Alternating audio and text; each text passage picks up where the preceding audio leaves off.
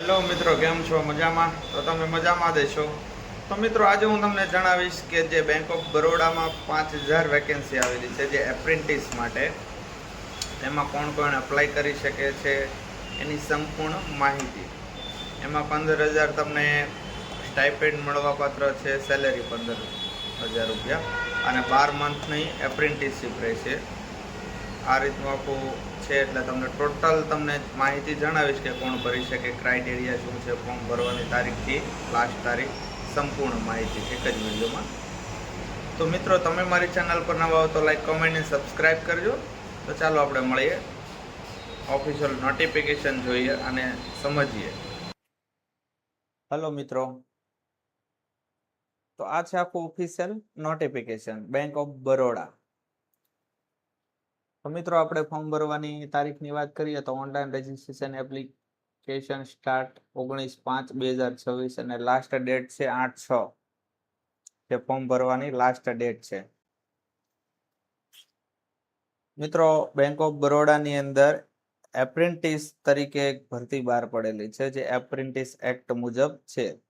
BOB HRM apprentice advertisement 2026 0.1. આખું official એનું notification છે તે ડાઉનલોડ કરેલું છે. આ ફોર્મ ભરવાની તમને મેં તારીખ હાઇલાઇટ કરી દઉં છું કે તમે આ તારીખથી આ તારીખ ફોર્મ ભરી શકો છો. હવે આપણે નીચે જઈએ મિત્રો. ટોટલ 5000 જગ્યા છે ઓલ ઓવર ઇન્ડિયામાં. રજીસ્ટ્રેશન તમારે પહેલા NATS portal are eligible to apply હોવા જોઈએ. તમારી એજ ક્રાઇટેરિયાની વાત કરીએ તો 20 થી 28 વર્ષ તમારી ઉંમર હોવી જોઈએ. અને એજ્યુકેશન ક્વોલિફિકેશનની વાત કરીએ તો ગ્રેજ્યુએશન ડિગ્રી તમારી પાસે હોવી જોઈએ. કોઈ પણ સ્નાતકમાંથી તમે ગ્રેજ્યુએશન થયેલા હોવો જોઈએ, કોઈ પણ યુનિવર્સિટીમાંથી. અને 12 મંથની તમારી જોબ રહેશે, 12 મંથ ઓન જોબ ટ્રેનિંગ્સ, એટલે 1 વર્ષ દિવસ માટે તમને રાખવામાં આવશે. નીચે વાત કરીએ મિત્રો કે કયા રાજ્યમાં કેટલી પોસ્ટ છે. તો મિત્રો, આપણે તો ઓલ ઓવર ઇન્ડિયામાં તો બધી પોસ્ટ છે, પણ આપણે ગુજરાતની વાત કરીએ તો આપણે તો ગુજરાતમાં જ ભરવાનું છે. તો આપણે ગુજરાતની વાત કરીએ તો ગુજરાતમાં મિત્રો ટોટલ સીટ 960 જગ્યા છે. જાજામાં જાજી મિત્રો જગ્યા છે, 960 જગ્યા છે મિત્રો. આખા ઇન્ડિયામાંથી આપણા ગુજરાતમાં જગ્યા વધારે છે. એમાં એસીમાં ટોટલ 67 પોસ્ટ છે, STમાં 144 અને OBC માટે 259, EWS માટે 96 અને જનરલ માટે 394 જગ્યા છે. એમાં ટોટલ 960 વેકેન્સી આપવામાં આવેલી છે. આ ગુજરાત માટેની છે મિત્રો. નીચે આપણે વાત કરીએ એજ રિલેક્શન. જો તમને OBC શેડ્યુલ કાસ્ટમાં હો તો 5 વર્ષ અને OBC નોન ક્રિમિનલ સર્ટિફિકેટ તમારી પાસે હોય તો તમને 3 વર્ષની એક્સ્ટ્રા છૂટ મળવા પાત્ર છે. એજ રિલેક્શન કહેવામાં આવે છે. તો નીચે મુજબ મિત્રો બધી આપેલું છે, તમે જોઈ શકો છો. તો હવે આપણે વાત કરીએ કે અપ્લાય કઈ રીતે કરવું. તો આની વેબસાઇટ પર તમારે પહેલા એપ્લાય કરવાનું છે. નીચે આ બધી ડિટેલ આપેલી છે, એના કમ્પ્લીટ કરવાનું છે. ડોક્યુમેન્ટ તમારે કયા કયા સ્કેન કરવાના છે એ વાત કરું. Colour scan copy Aadhaar card front and back side, colour scan copy PAN card, virtual personal email ID, valid mobile number, colour scan passport size photographs.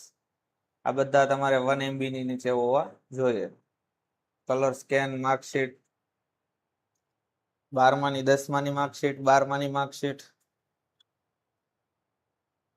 પછી colour scan copy degree marksheet provisionally કે તમારે degree original હોય તે. પછી colour copy of saving bank account કે passbook કે check નો photo, અને colour scan copy of signature of candidates. આટલા ડોક્યુમેન્ટ તમારે ત્યાં અપલોડ કરવાના છે મિત્રો ફોર્મ ભરતી વખતે. આપણે આનું ફોર્મ પણ કઈ રીતે ભરવું એ પણ આપણે વિડીયોથી માધ્યમથી તમને બતાવીશ કે ફોર્મ કઈ રીતે તેનું ભરવાનું છે. મિત્રો, સિલેક્શન પ્રોસેસની વાત કરીએ આપણે કે એનું સિલેક્શન કઈ રીતે થાય છે. ઓનલાઈન એક્ઝામ એન્ડ બીજું ડોક્યુમેન્ટ વેરિફિકેશન ટેસ્ટ અને local language of the state. એટલે આમાં આવશે. તો પહેલા ઓનલાઈન એક્ઝામની વાત કરીએ તો જનરલ ફાઇનાન્શિયલ અવેરનેસ 25 પ્રશ્નો આવશે અને 25 માર્કનું રહેશે.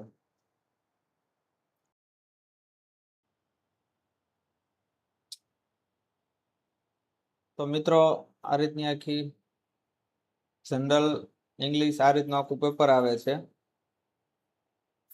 નીચે બીજી વાત કરીએ ડોક્યુમેન્ટ વેરિફિકેશનમાં તમારે શું જોશે એના વિશે.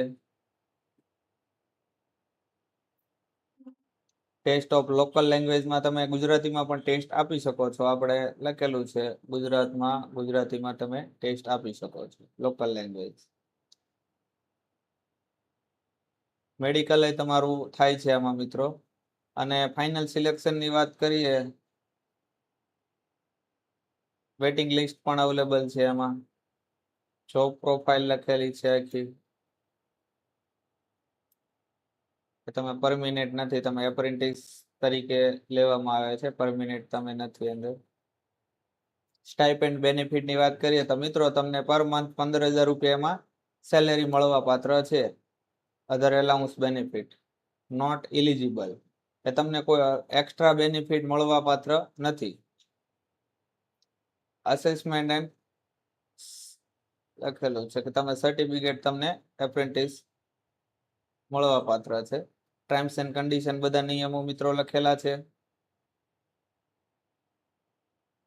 હવે એપ્લિકેશન ફ્રી ની મિત્રો વાત કરીએ તો એપ્લિકેશન ફ્રી ઓબીસી માટે 800 પ્લસ જીએસટી છે, એસી માટે 200 પ્લસ જીએસટી,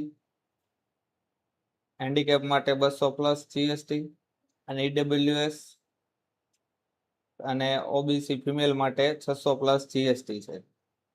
આ તમારે એટલી ફ્રી ભરવાની છે મિત્રો. બાકી નીચે તમને જણાવી દઉં છું કે બાકી શું કામની વસ્તુ હોય માહિતી જણાવું છું મિત્રો. હવે ગુજરાતમાં તમે કઈ કઈ જગ્યાએ તમે જણાવું કે ગુજરાતમાં કઈ કઈ જગ્યાએ પોસ્ટ અવેલેબલ છે એના વિશે.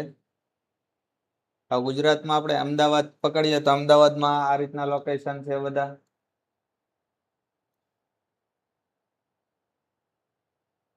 ગુજરાતમાં આ રીતના બધા જિલ્લામાં ટોટલ છે. હાઈલાઇટ ક્યાં ક્યાં ગુજરાતમાં, ઓલ ગુજરાતમાં બધા જિલ્લા તાલુકા ગામડા બધું અંદર નોટ મેન્શન જ છે. જ્યાં તમે લેવા માંગતા હોય ત્યાં તમે સિલેક્ટ કરી શકો છો. મતલબ કે જ્યાં ઓલ ઇન્ડિયામાં બેંક ઓફ બરોડાની જે બ્રાન્ચ છે ત્યાં બધે જગ્યા અવેલેબલ છે. આ ગુજરાતનું જ છે ટોટલ આખું ખાન. સુરત, સુરેન્દ્રનગર, વલસાડ, આખા ગુજરાતના બધા જિલ્લા બધા ગામડા બધું છે. જે અવેલેબલ હોય ત્યાં તમને આપે છે વેકેન્સી.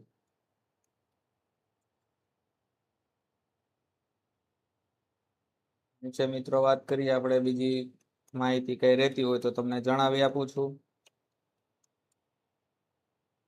ઓબીસી નોન ક્રિમિનલ માટે તમારે જણાવું તમને કે કઈ રીતનું ફોર્મેટ તમને જોઈએ છે. આ રીતનું તમારી પાસે ઓબીસી નોન ક્રિમિનલ નું ફોર્મેટ હોવું જોઈએ. જે મેજિસ્ટ્રેટ ઇંગ્લિશમાં નોન ક્રિમિનલ હોય એટલે તમારે મિત્રો ચાલે, એમાં બીજી કઈ જરૂરિયાત રહેતી નથી. અને મિત્રો હું તમને જે તે માહિતી જણાવતો હોઉં છું તે ઓફિશિયલ નોટિફિકેશન દ્વારા જણાવતો હોઉં છું. એમાં મારું કોઈ વસ્તુ બનાવેલું હોતું નથી. તો બધી માહિતી જેટલી હોય મેં તમને બેઝિક જણાવી હોય, તમને ન સમજાણું હોય તો કોમેન્ટ દ્વારા તમે મને પૂછી શકો છો કોમેન્ટ કરીને. બાકી જેટલી માહિતી જણાવું એ ઓફિશિયલ જેટલી નોટિફિકેશન થી મેં વાંચીને તમને સમજાવેલી હોય છે. તો ચાલો મિત્રો, તમે મારી ચેનલ પર નવા હોય તો લાઈક, કોમેન્ટ અને સબસ્ક્રાઇબ કરજો. મારી ચેનલ પર તમને આવા જ વિડીયો જોવા મળતા રહેશે. જય હિન્દ બધા મિત્રોને.